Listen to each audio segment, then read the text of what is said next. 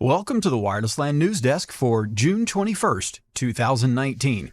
My name is Tom Carpenter. I'm the CTO at CWNP. And this week in the news, I wanted to comment on some of the statistics from the IDC research firm on the state of Wi-Fi. Now, we have an article here at thejournal.com, Wi-Fi 6 to drive continued growth in wireless networking hardware.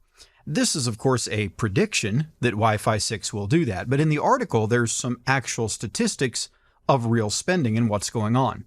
First of all, the indication is that wireless technology spending increased by 6.9% overall over the same time last year. 7.1% of that was enterprise spending, and 6.6% of that was consumer spending. So the enterprise is making up the largest majority of these purchases.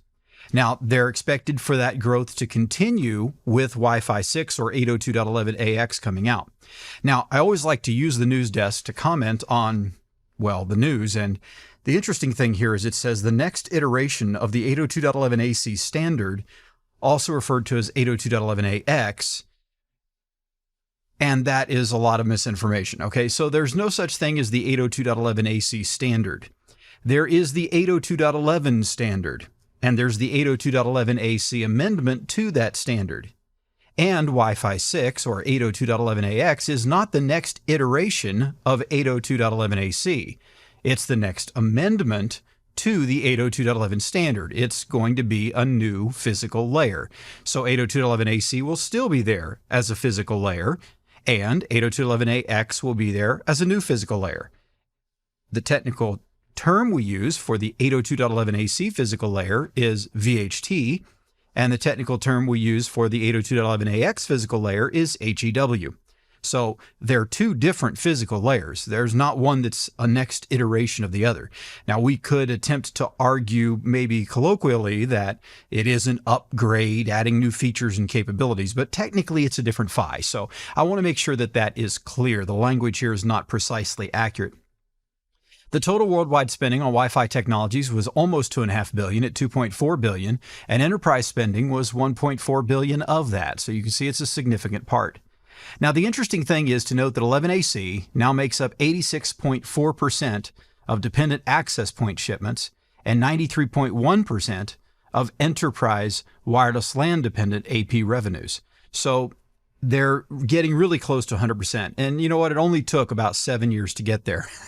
So that's interesting about the transition. We're not going to see anything different with Wi-Fi 6 or 802.11ax. It's going to be a several-year transition before companies do this. Think about this. 86 to 93% of AP purchases right now are 802.11ac. Right now. So if that's the case, all these people buying these 802.11ac access points right now, are they going to go out next year and buy AX access points or even the year after that? Probably not. They're going to wait a little while. And those that bought them last year or the year before, they're still going to wait a year or maybe two before they worry about upgrading. So what we'll see is in the first 2 to 3 years, it'll be a slow transition over to 802.11ax purchases. And then in the 2 to 5 years after that, it will get to this 80 to 90% purchase level. So that's a little bit of reality there that I think is very important to keep in mind. It's important also to note that, interestingly, in the consumer market, 11AC accounts for 58% of shipments and 79.2% of the revenue. So only 58% of shipping products in the consumer market are 11AC, even though it's 79.2% of the revenue, which means, of course, the markup is higher. The cost is higher for an AC device than, say, an 11N device, for example.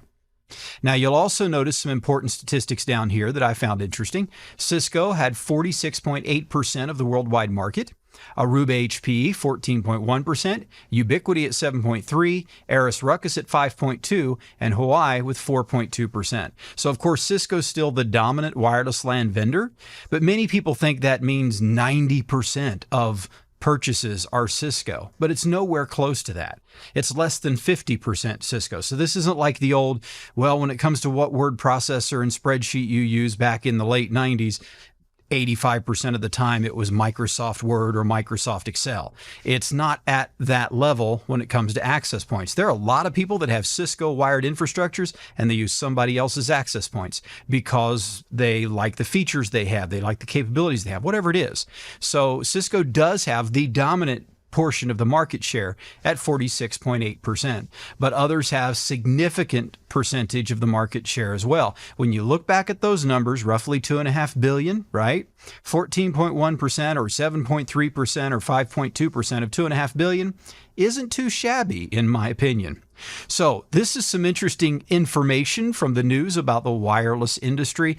I am expecting 802.11ax to take off at a pace that's right on par with what 11ac did, which means slow at first, then fast growth, and then it will begin to trickle down as its replacement comes to light in a few years.